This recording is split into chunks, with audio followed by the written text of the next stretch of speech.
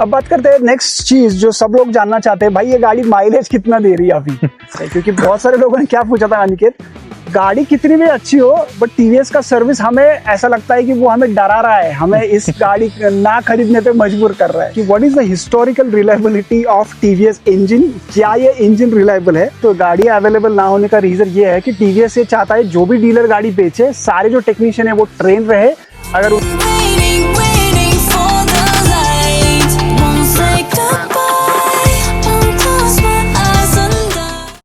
स्वागत है आप सबका एक नए वीडियो में। और आज का वीडियो बहुत इंपॉर्टेंट है क्योंकि आज हम सारे जो क्वेश्चंस RTX 300 के ऊपर पूछे गए हैं मेरे सारे वीडियोस में, उसको मैंने समराइज किया है और उस सारे जो क्वेश्चंस है उसके आंसर्स आज हम जानने की कोशिश करेंगे। तो जितने भी लोग कंफ्यूज है कि क्या आपको RTX लेना चाहिए, नहीं लेना चाहिए, बुक करना चाहिए, सर्विस कॉस्ट क्या है, अवेलेबिलिटी क्या है, गाड़ियां क्यों अवेलेबल नहीं हो रही है, इन सारे सवालों का जवाब आपको इस वीडियो में मिल जाएगा। चलिए इस वीडियो को थोड़ा इनफॉर्मल रखते हैं क्योंकि जो भी लोग देख रहे हैं ना उनको क्लैरिटी मिलनी चाहिए, क्या RTX 300 सच में उनको कंसिडर करनी चाहिए। तो सबसे पहला सवाल जो मुझे बहुत बार वीडियोस में पूछा गया ना कि इसका जो मेंटेनेंस कॉस्ट है और इसके चार्जेस है फर्स्ट सर्विस के, वो क्या है? यस, तो फर्स्ट सर्विस का कॉस्टिंग मेरे को पड़ा 2500 रुपीज। ओके, सो उसमें लेबर चार्जेस नहीं है, ये फ्री सर्विस ही है। पर इसमें आपको जो कंज्यूमेबल्स है जैसे कि इंजन ऑयल, तो इंजन फ्लश, तो ये कुछ चीजें हैं, इनके चार्जेस आपको पे करने पड़ेंगे। इसमें इंजन ऑयल का जो ग्रेड था वो कौन सा था? इंजन ऑयल का ग्रेड इन्होंने 5W40 यूज किया है। Okay, I think engine oil की कॉस्ट थोड़ी ज्यादा है। कॉस्ट इंजन ऑयल की थोड़ी ज्यादा है। Okay. ये फुल्ली सिंथेटिक इंजन ऑयल है। ये एक्चुअली RR310 वगैरह जो गाड़ियां हैं इनकी प्रीमियम, उसमें सभी में यही यूज कर रहे हैं। ओके, और फर्स्ट सर्विस का एक्सपीरियंस आपका? यस, फर्स्ट सर्विस का एक्सपीरियंस बहुत अच्छा रहा है। Okay. ऐसे कोई दिक्कत तो नहीं आया मुझे। खाली जैसे मैंने सर्विस वाले सेक्शन में पहले बताया था, जो इनका ऐप है तो ऐप से आप सर्विस बुकिंग कर सकते हैं, पर वहाँ पे अभी इशू चालू है क्योंकि वहाँ से वो बुकिंग्स नहीं ले रहे, तो आपको सेपरेटली कॉल करके बुकिंग लेना पड़ेगा। ओके, तो बुक आपको कॉल करके करना पड़ेगा। यस। ओके, नेक्स्ट क्वेश्चन जो पूछा गया था वो है कि what is the historical reliability of TVS engine, क्या ये इंजन रिलायबल है? पहले अनिकेत से पूछते हैं, फिर मैं मेरा व्यू शेयर करता हूँ। तो अनिकेत, आपने 2 गाड़ी आई थिंक टीवीएस की यूज की है, तो आपको कैसा लगता है, इंजन रिलायबल है, क्या है?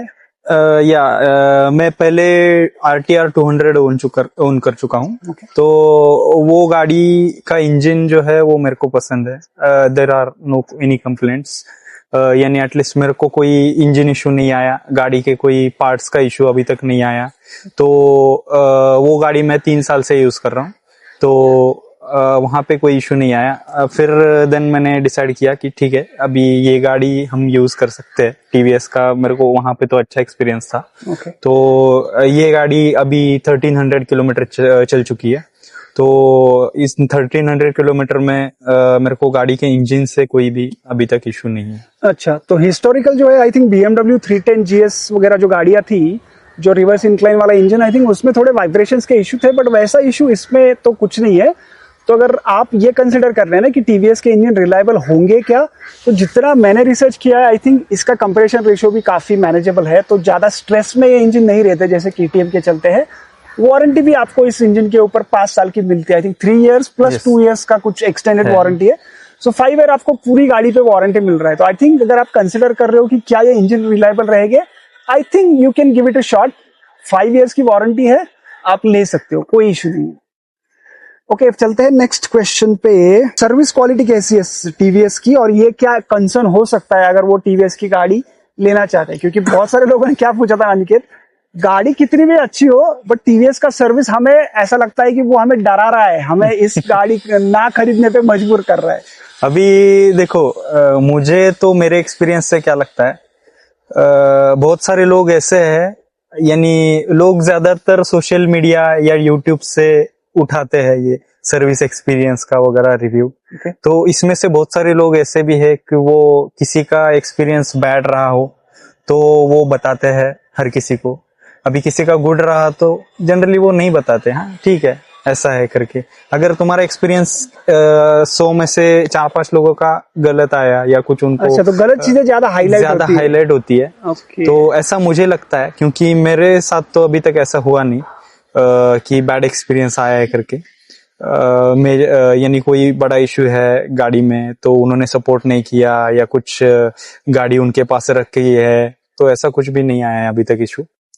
ओके, और आई थिंक इनके शायद मैकेनिक्स ने आई थिंक टीवीएस ने यस, आपको कॉल किया था तो यस मेरे को कंपनी से कॉल आया था टीवीएस से फीडबैक के लिए, as I am the first owner of this bike.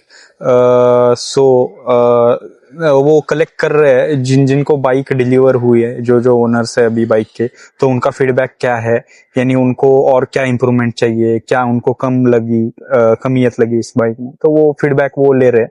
तो उसमें बहुत सारे क्वेश्चंस उन्होंने पूछे, शोरूम में वो लोग आए थे, तो फीडबैक के लिए उन्होंने जो कुछ इम्प्रूवमेंट चाहिए पॉजिटिव निगेटिव सब उन्होंने अच्छे से कलेक्ट कर लिया।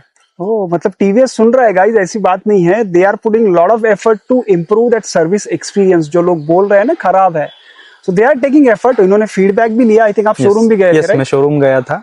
ओके, तो वो फीडबैक भी शोरूम को दिया है। ऐसा नहीं है कि सभी अच्छी चीजें ही है, कुछ यानी इम्प्रूवमेंट पॉइंट्स भी है, तो वो भी शेयर किए उनके साथ। Okay, improvement point. ओके, और जो गाड़ी की अवेलेबिलिटी है उसके बारे में कुछ अपडेट दिया है शोरूम वालों ने? यस, अभी अवेलेबिलिटी अगर देखे तो अभी मेरी गाड़ी देख के मेरे बहुत सारे फ्रेंड्स ने भी सोचा है बुकिंग करने का, कुछ लोगों ने बुक की है, तो अभी हम वेट कर रहे हैं उनकी गाड़ी का। तो वहाँ के जो यानी अभी मेरी पहचान अच्छे से हो चुकी है वहाँ के लोगों के साथ, तो मैंने उनसे भी पूछा है, फीडबैक लिया है उनसे, क्यों गाड़ी डिलीवर नहीं हो पा रही है।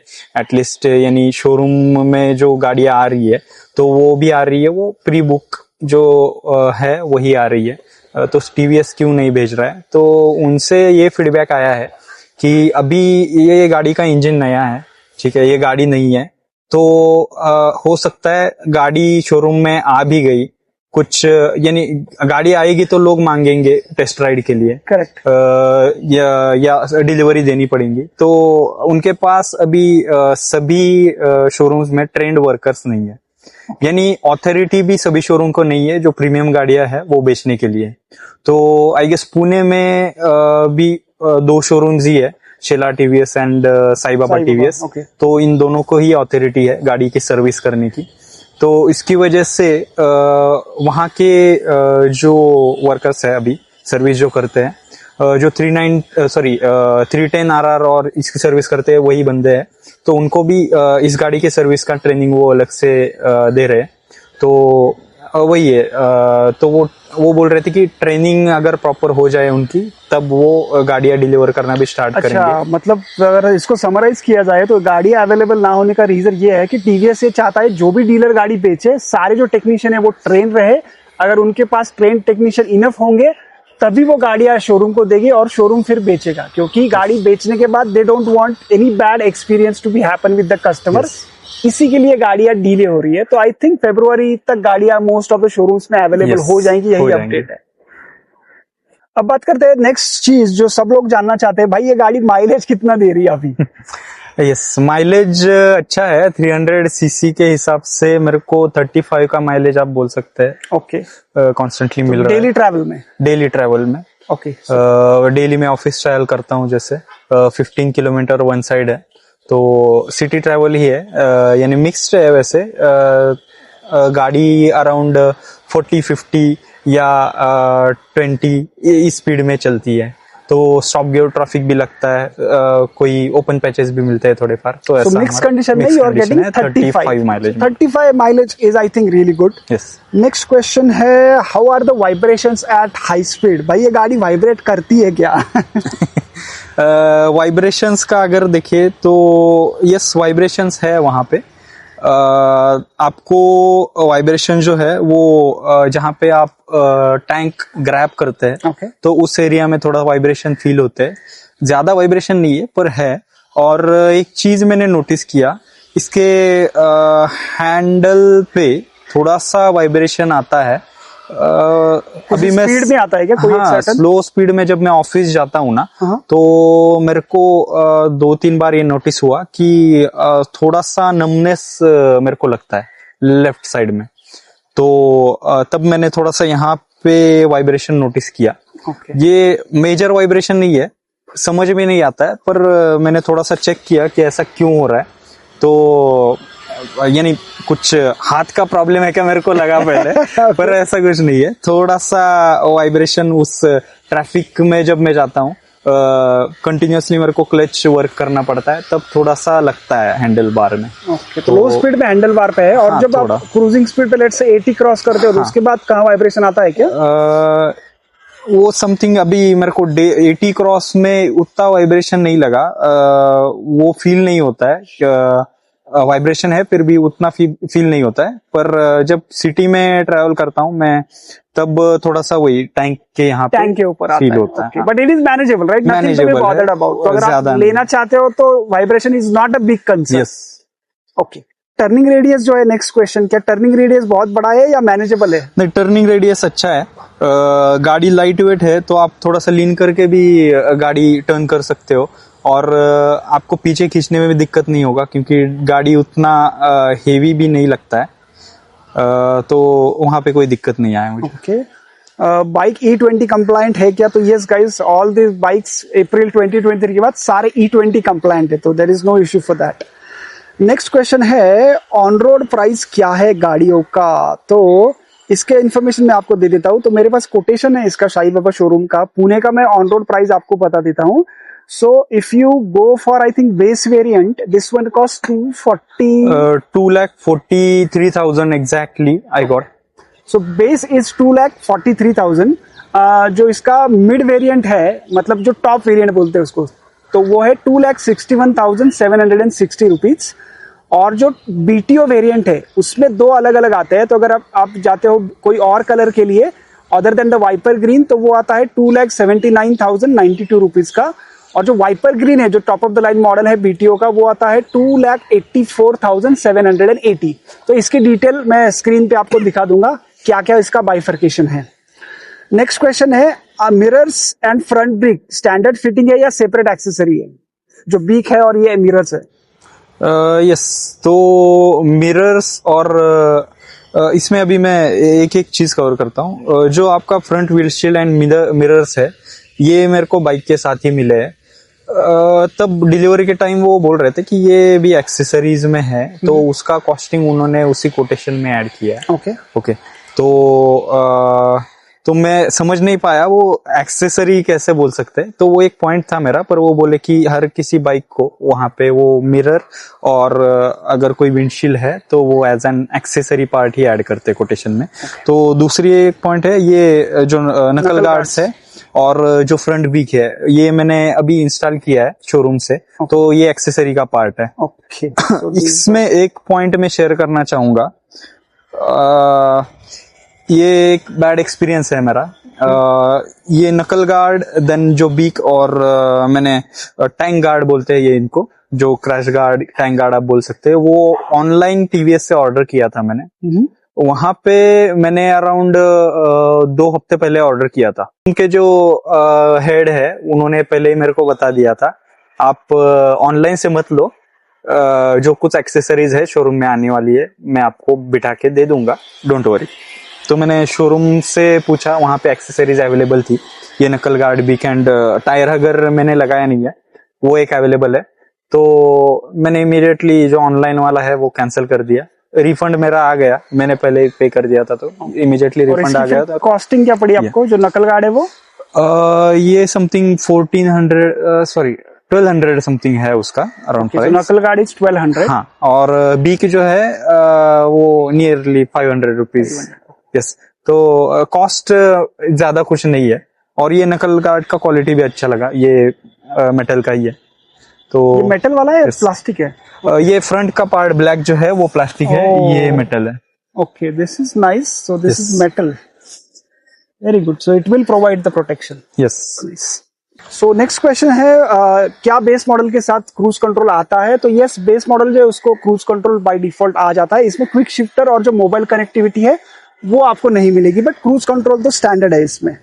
When will be the bike available for test ride in all the cities? and इसमें तो जैसे इसने बताया, बाइक जो है वो शोरूम में डिस्पैच होंगी जब इनके जो टेक्नीशियंस है वो रेडी होंगे। अब इन्होंने टेक्नीशियन पहले क्यों नहीं रेडी किया है, वी डोंट नो। 3 महीने से बाइक अनवील करके रखा है, हम लोग वीडियो शूट कर रहे हैं और हमको सभी जगह से यही कमेंट आता है कि बाइक टेस्ट ड्राइव देखने के लिए भी अवेलेबल नहीं है। तो उन्होंने बोला तो है फरवरी के बाद मोस्ट ऑफ द सिटीज में गाड़ी ये अवेलेबल हो जाएगी, तो I think will have to wait for that. Okay, next is what is the rider height and how easily do their touch feet on the ground. तो rider height के बारे में बहुत सारे लोगों को कंफ्यूजन है। तो आई थिंक मैंने जैसे बोला था 5'6" तो मिनिमम आपकी हाइट होनी चाहिए। उससे अगर 5'5" और उससे कम है तो आपको थोड़ी सी डिफिकल्टी हो सकती है इस गाड़ी को चलाने में, क्योंकि सीट हाइट जो है वो है 835 mm, राइट? यस। और आपकी हाइट है 5'9". 5'9", आई एम 5'7", तो हम लोग मैनेज कर लेते हैं। बट अगर इससे ज्यादा कम है तो आई थिंक मैं सजेस्ट करूंगा आपको आप एक बार जाइए, टेस्ट राइड लीजिए, और अगर आप कंफर्टेबल हो तभी बाइक बुक कीजिएगा, क्योंकि height could be a concern. तो इसकी हाइट थोड़ी सी ज्यादा है। ओके, राइडिंग ट्रायंगल एक बार दिखाने की रिक्वेस्ट थी, तो चलिए एक बार राइडिंग ट्रायंगल भी दिखाई देते हैं। यस। ओके, तो Aniket is 5'9", he will show you the riding triangle कैसा बन रहा है। So he is able to do flat foot, right? Yes. काफी कंफर्टेबल है, और पैर अगर आप ये रखोगे इसके ऊपर, ब्रेक के ऊपर, so will see the riding triangle. आपके हाइट की वेट के हिसाब से ये थोड़ा नीचे भी जाता है। Correct, so you are able to do. So this is how the riding triangle looks like. आप अपना पैर फुटरेस्ट पे रखिए। Okay, so for 5'9" I think this is comfortable, ज्यादा कुछ लेग फोल्ड वगैरह नहीं हो रहे। मैं आपको इसके ऊपर बैठ के दिखाता हूँ। सो आई एम 5'7".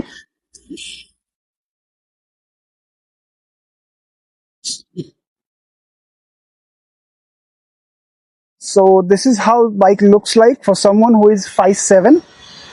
So मेरे भी है, अगर एक पैर मेरा फ्लैट फुट हो रहा है, दूसरा अगर मैं ऊपर रखता हूँ, दोनों पैर अगर मैं ट्राई करूँ तो थोड़े से रह जाते हैं, not that much. So I think this is also very comfortable riding position. आपकी हाइट अगर 6 फीट भी रहेगी ना, जो ट्रायंगल बनेगा वो काफी कंफर्टेबल बनेगा इसके ऊपर। So it's not an issue, सिर्फ लोअर हाइट वालों के लिए शायद इशू हो सकता है। और जो लास्ट क्वेश्चन था वो था कंपैरिजन के लिए। तो RTX 300 और जो एक्सपल्स है, उनमें से टूरिंग के लिए कौन सी बेटर रहेगी? वानी को, तो आपको क्या लगता है? आपने भी एक्सपल्स कंसिडर किया ही होगा। या touring point of view I think RTX is better.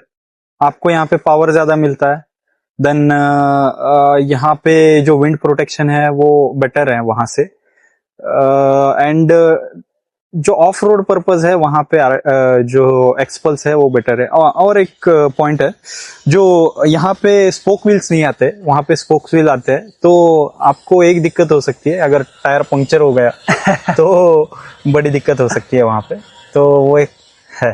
Correct, तो अगर आप टूरिंग पर्पज के लिए देख रहे हो तो आई थिंक एक्सपल्स और RTX में RTX बेटर रहेगी, क्योंकि ये एडवेंचर टूरर है, और वो जो दूसरी मोटरसाइकिल है that is more of like adventure focus. तो ऑफ रोडिंग के लिए वो गाड़ी अच्छी रहेगी। तो चलिए, I guess we have covered all the question. इसके अलावा आपके जो क्वेश्चन है आप कमेंट सेक्शन में मुझे पूछ सकते हैं।